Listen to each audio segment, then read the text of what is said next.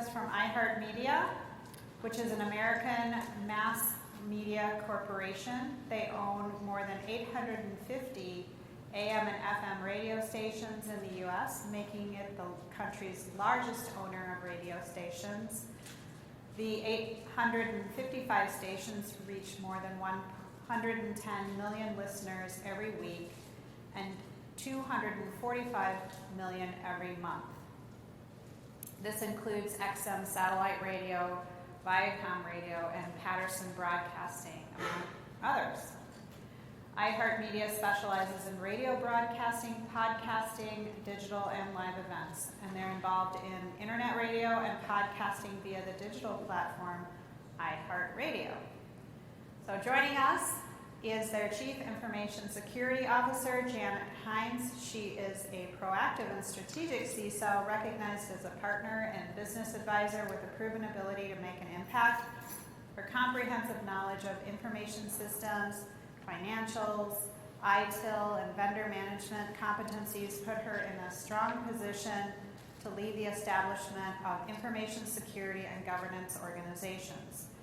Previously to iHeartMedia, she was CISO at Royal Caribbean Cruises. Ooh, nice perks there.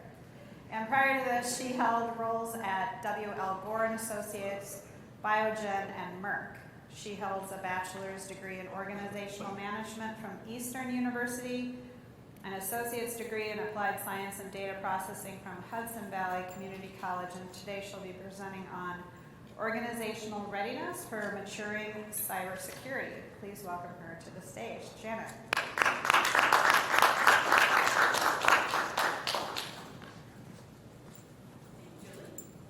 Good afternoon. I have not had any wine or beer, although maybe I should.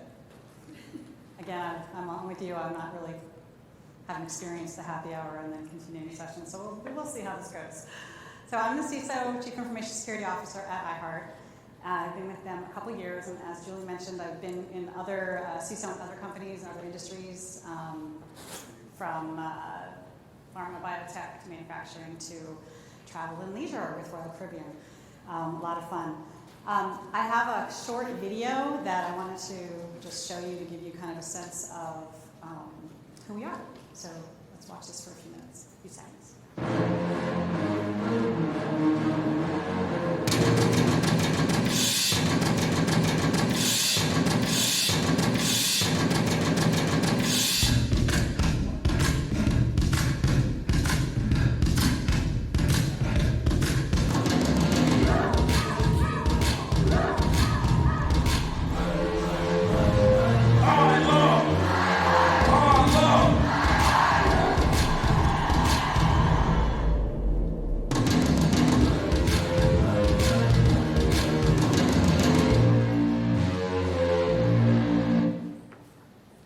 Fun, huh? Might be even more fun than cruising.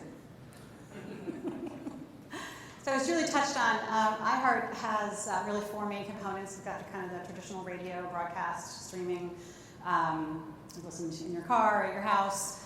We're in about 160 different markets across the U.S. And digital, which is our app, where we you can listen to music as a paid subscriber or a free listener on the app. I was shocked to see that it's over 2,000 devices when I was looking up these numbers. I really want to see the list. Seems like a lot. And we hold over 20,000 events. I think you probably know some of them. We have Country Fest, Music Fest in in Las Vegas, some of the bigger ones, but we also hold a whole bunch of local ones with the radio stations.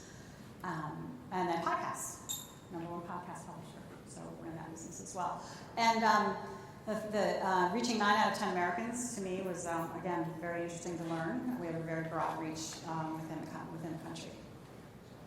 So I have, as I mentioned, been with multiple industries in the CISO role. And do we have any CISOs in the audience by chance? I know this is mostly CIO. No? Okay. I have, so what I want to talk about today is going to be just really from my perspective, how to align yourself and your security strategy to what the organization is trying to, what your company is trying to do, right? And how that will help you move faster, with more of a purpose, and hopefully with a better understanding of people outside of security and outside of IT why it's important to have a more mature security organization. So the first thing I'll talk about is, I call it paving the way. If you think of this is a journey. This isn't like you just do this and then you're done. So just want to clarify that. This is a journey and you'll be cycling through, coming back to doing things again. You get new leadership in the company. You get, lots of things change. So you end up doing things over. What's that saying? You have to do something 21 times to make it a habit, I think it is, right? So you want to really talk to people multiple times. But I kind of break it down into these 4 categories, if you will. The first one is align, and by align, I'm talking about taking what the company wants to do. So what's their mission, what's their goal, what's their strategy, and really boiling that down into what, I have these 4 words up here, right? So are they focused on financials? Well, pretty much every company is. Are they focused on their reputation, whether it's with the community or with their customers? Are they focused on making sure operations continues, right, that there's no disruption in operations? Or are they highly regulated, right, so they have to stay very compliant with what I call external regulations or regulatory agencies. And so if you take all the good things that a company is trying to become or achieve and boil that down to what is it that really is key to what we're trying to accomplish as a company, I find it's a lot more it's a lot easier to kind of align and what I call attach yourself to that mission, that really kind of, I'll call it a gut mission, and to progress your security maturity. Talking about implementing technology, we need an endpoint protection, we need MFA, we need all those things don't resonate. What resonates is, so what? What's it going to do for us, right? How is it going to enable us to do more, to grow, to be the company that we want to be? So my first step is align. Next comes benchmarking. And I find that having a third party, as much as you want to do your own self-assessment and say how great you are, how bad you are, I have not found that to be very successful. I've found that third parties coming in, whether you pick a KPMG or a Deloitte or a smaller company, benchmarking your security maturity is really important. So you have tangible, independent evidence of where you currently stand as a security function, and basing it on a framework that is easy to understand or easy to comprehend for non-technical people. By framework, I use NIST, a cybersecurity framework, so NIST CSF, if you're familiar with it. It's got 5 main categories. You can talk very high level about them to your board, to your C-level, to your C-suite, and it's easy to. It's just, I don't know, it's common sense maybe is the way I would put it. And then bringing it to them in some very easy to comprehend visual versus a whole bunch of numbers and a whole bunch of red boxes and green boxes and yellow boxes, which is very typical of what we show. And I'll give you an example of what I mean by that. So the spider chart, familiar with the term maybe? These are made up numbers, these are not my company's numbers. But if you can have a third-party assessment third-party company come in and do an assessment, you can say, hey, where are we against our peers? That is huge, right? To be able to say we're worse or better than our peers. You can say, the assessment will say, here's where you are, this is represented by the blue, and potentially where you want to be, represented by the yellow.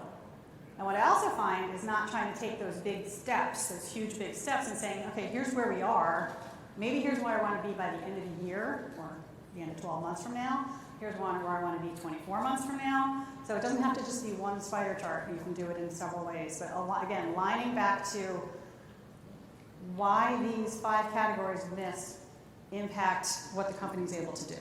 And so my theme, which you're going to hear me say multiple times, is learn the business language and speak to the business and outside, non-technical business language, right? Learn how they say things, what matters to them, and use that to attach to your strategy. Next, I say focus, right? So you find either it's the least mature, or it's the most important, or it's going to be different for every company. But if you look back at the different categories, personally, I like detect and respond to be more mature, because you really want to be able to have visibility into what's going on, so that's detection, and then you want to be able to fix it, and that's response. That's respond. So you know, depending on who you are as a CISO or who you are as a CIO, you may have different opinions on that. They're also potentially, I'm not going to say they're easy, but they're easier to implement without a whole bunch of other people being involved, right? So if you want more visibility, you might want to put a SIM in place, a Security Information and Event Management System, if you don't have one, right? And you don't have to do the whole thing. You can say, you know what, we already have logs coming out of our network devices. Let's just feed those network logs in. And great, we got phase 1 done, right? Quick win, show progress. You don't need a lot of people to help you. You don't need money probably to even do that, unless you have to buy the SIM. That is an investment. But yeah, pick one, the point being, right, pick one, and be able to explain why it matters to the business in business terms. I'm going to probably make you sick of hearing that by the end of my talk. But it's key. It really is key. People outside of IT, and even some people inside IT, don't really want to know about security technology. It's just not interesting to them, right? It's not a product that sells more, that makes money. It's not something that helps them with IT operations. Well, it does, but it doesn't help them, you know, in their day-to-day. They really want to know what's the, you know, so what? What's it going to do for me? So talk in terms of the result and not the actual technology. Again, aligning back to what matters to them. And then the last thing on this particular segment is connecting the dots. So if you have your goals and your strategy as a security professional and, you know, in IT, and then you're talking to different parts of the company, different people, leaders in different parts of the company, and they've got their goals to meet their strategies, right? Show how you are helping to support their goals, and then how their goals, together, your goals are supporting the company. So I call it line of sight. Like, you should always have a line of sight to what the corporation is trying to do as a company, and embedded in what you're doing as a function. So social, there's a lot of, you know, in my role, I spend a lot of time meeting with other leaders in the company, outside of IT, and without my CIO, all by myself, right, meeting with the company, with the different leaders in the company, and talking about what matters to them, and what keeps them up at night, and what's important to them to make their function successful, right, in the company. And then helping them understand how what I do helps them, you know, do their job better or more securely, or avoid disruption. I probably spend, well, in the beginning of my, you know, when I started a new company, it's more, obviously, but I probably spend around 20% of my time just, you know, having conversations with other leaders in the company about lots of different things, but learning about what they do. So really, as a security professional, you really have to have almost that CEO hat on and understanding exactly how the company runs, or at least, you know, a really good sense of how the company runs, so that you can have these kind of conversations. Really important next, right? So you lay the groundwork. You've, and again, this is iterative, but I'm just showing it to you a little more linearly. Prove it can be done. Pick something, do a quick, I call them quick wins, right? Pick a quick win. Don't have MFA, get MFA turned on. Have legacy OS, you know, get upgrade to your OSs to supported operating system. Something that you can do that shows progress, and actually, in some cases I've experienced, the rest of IT goes, oh, you were able to get that done? I've been trying to do that for years, right? And now they're behind you, now you've got kind of this wave. So really, really getting a quick win, something, and not just one, you might have to, you know, do several, but really get out there and deliver on something. And then I always say quick wins should be small chunks, right? You don't have to do the whole thing. You have phased approach. I love phases, right? Because you can declare success, move on, declare success, move on, which is really important. I think the bigger failures that I've seen have been just these ginormous, you know, boil the ocean. It's going to take 18 months, right? And it's just too long. It's too long. You need to deliver. I say thank everyone. You'll see that again later on. It has to do with engaging people. Security alone can't implement everything that needs to get put in place, be it people, process, or technology, right? You can't do it alone. So thanking people along the way, making sure they understand that you're, you know, you need them, right, as much as maybe they need you. So I think that's an important piece I wouldn't want to leave out.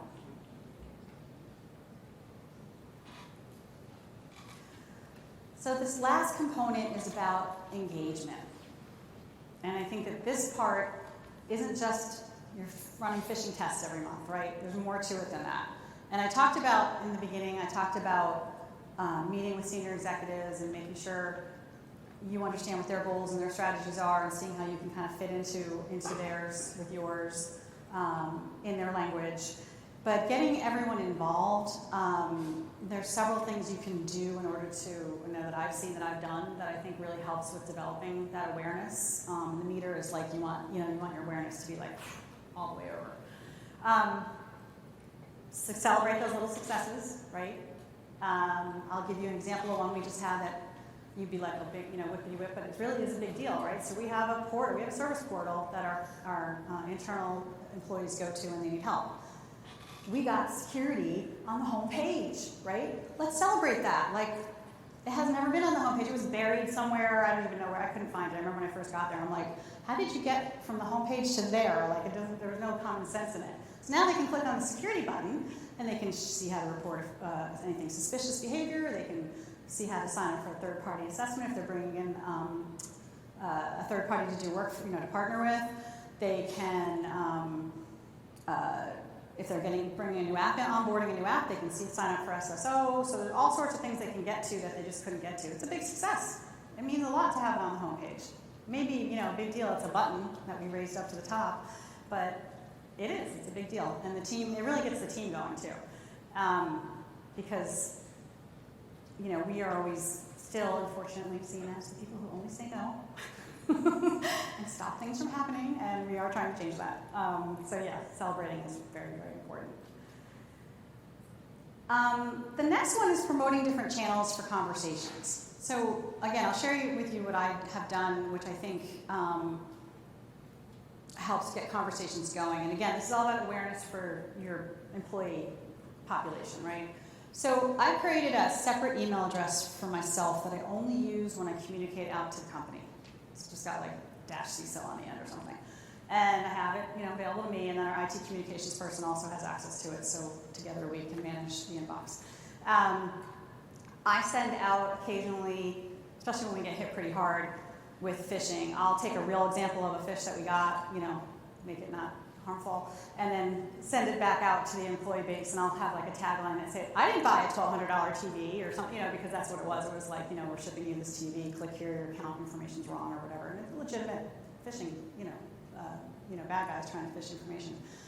And I send it out from that email address, and I get people emailing me back. They're like, oh, I just clicked on something like that the other day. Great, now I can send them over to my incident response team, and they can go, scan the machine and make sure everything's okay, and give them a little lesson, friendly lesson on what to look for. I get people who are just thanking me, and I make a point of saying, responding to everyone. It's not hundreds and thousands. It's, there's people that, as you know, that are more outspoken in the company that will email back, and there are most people won't. And then you still get the, why don't you find a real job kind of people that, get annoyed because we test them. Politely respond to those. But yeah, opening up different channels of conversation. I don't, whatever works at your company. We don't have a, at iHeart, we don't have like a big blog, where the whole entire company can, email that, or blog back and forth like in Teams or anything, or chat. But I found just opening up this one channel has really helped spread the word, and I get radio personalities that respond to me. The sales team, which is super huge because they're they click on everything because like everything's an opportunity, right? So they click on everything. So it's been great. So yeah, whatever would work at your company, you have to think about the culture of the company that you're in, right? And then teaching people how to respond, and when they do see something suspicious, it's huge. And then also how to report. So by responding, I mean just don't click, and that's actually my tagline. Just don't click. Like, you don't open every piece of junk mail that comes in your mailbox, right? You just toss it unopened, right, into the trash. Same thing, just don't click. So teaching people how to respond and how to report is huge and will help you greatly. Having all of this said, going back to alignment with the, getting the organization ready for for you to mature the security of the company is it takes everybody, right? You need everybody in security, or everybody with a security mindset to say, when they say security is everyone's responsibility. Well, it really kind of is, right? And without actually telling them that and just kind of showing the organization, the people in the company how to do what they do, how they can help you secure the organization, you'd be amazed at the buy-in you get and what I've seen and the support, the true support from people. And I talk about thanking people again here too, because it's the same thing, right? Thank you for emailing me and letting me know that. Thank you for, not clicking. That's a big one. I probably say that more often than not. Thanks for being a security advocate, right? I've actually done things where I've, sent little trinkets to people because, here and there. I don't do it as a regular basis, but just little things. And just being responsive and being, visible, right? And accessible makes a big difference. So tying it back to kind of the topic of, the topic of the talk is you really need the whole family of the organization. I mean, you've got your senior leaders, you've got your board of directors, right? And obviously you need to get buy-in on investing in security, and some of the things I talked about will help with that. But I think the real meat of the matter is speaking to the organization in the way that they talk, right? So the only way to learn that is to have conversations. You learn lingo, you learn acronyms, you learn what they don't know, because you said something and they don't know what you mean. So you learn a lot, right? And so listen more than talk, and figure out who those key folks are that are influencers in your organization, and just stay in contact with them. It's not a once and done thing. It's a check in with them. Hey, how you doing? Hey, thanks for meeting with me last month. Just quick check-ins. It's just the normal kind of business relationship stuff that I don't think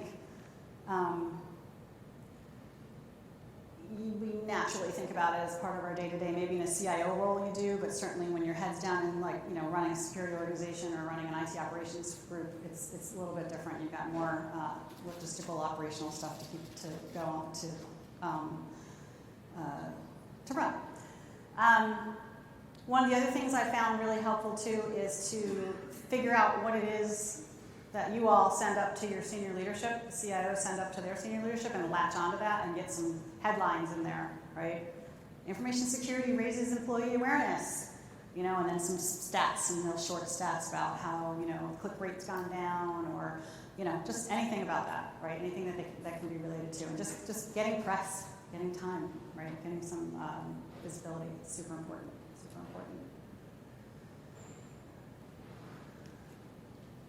So again, 3 areas, right, is I talked about all of the stuff on the left, right, making sure you align, get a benchmark so that you have some facts to talk about, and so you can set goals from those facts. Pick something that you can focus on, that you can actually get, an area that you think you really need to improve upon, and just pick that one area. Don't try to identify and protect and detect and respond and recover. You'll have the entire organization disrupted. I am told by peers of mine in IT that I cause all of them work, right? And it's true, right? We do. We cause everyone else work, including our team. But yes, we do. And then connect with people.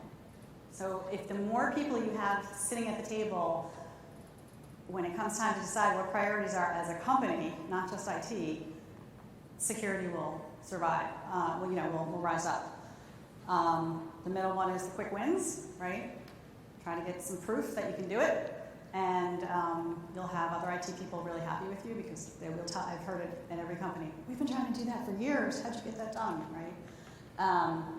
And then you need everybody. Awareness for everybody.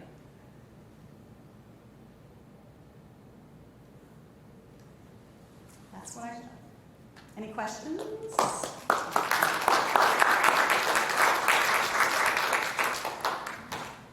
Anyone have any questions? Pretty straightforward. Yeah, thank you, Janet. Very helpful.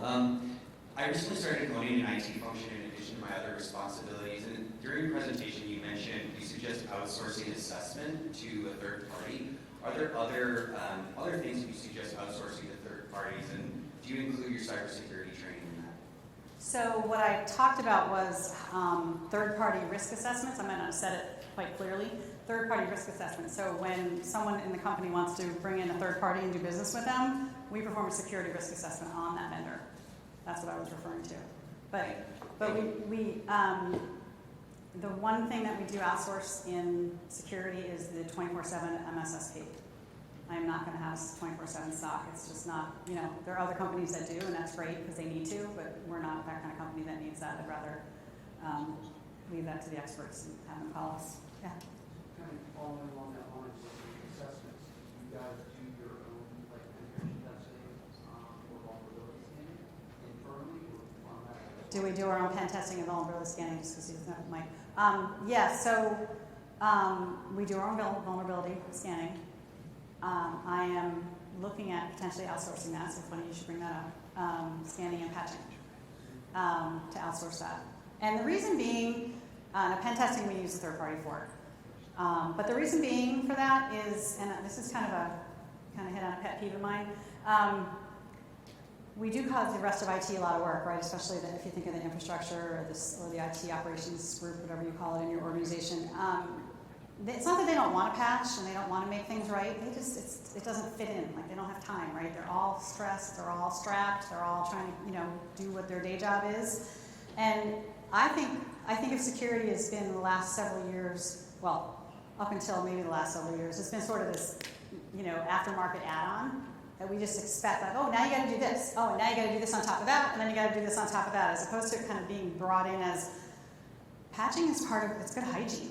Like it should be done as part of everything else. And so if we don't allow for the time for it and we don't have the right resources to do it, and we may never get that, I would outsource it.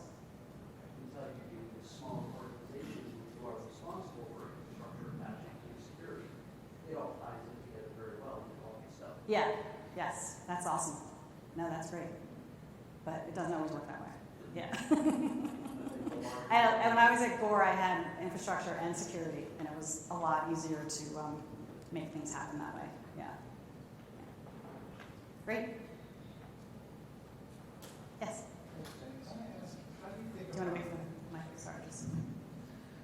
How do you think about the difference between a NIST maturity score and actual risk reduction and risk mitigation?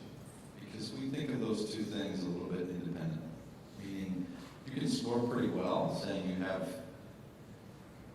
evidence of certain practices, but Yeah. it may not actually address all the risks that you have in the cyberspace. Right. So we do keep a risk register outside of that. For lack of a better word, has really nothing to do with the NIST scoring. The framework is more than just for me, just more than just measuring maturity, right? It's really the best practices, right, of what you want to get done, what you want to accomplish in having a mature organization. But there are definitely things that come out of left field that need to be on a risk register and managed. And you may not be able to mitigate them at all, right? You may be accepting the risk because you have to, right? But I agree with you, they're two separate things, yeah.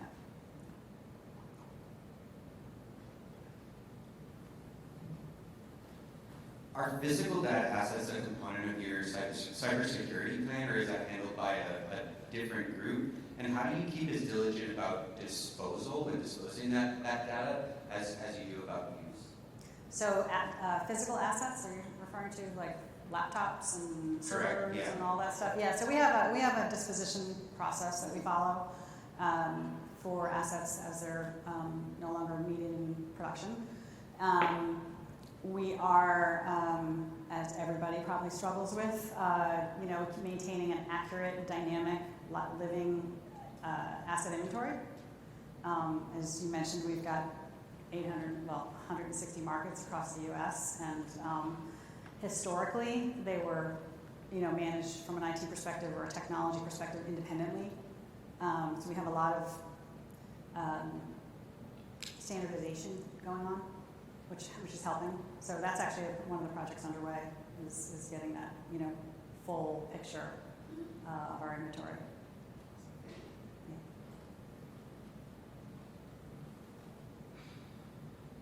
All right, if no other questions, well, thank you for your time. Thanks for listening.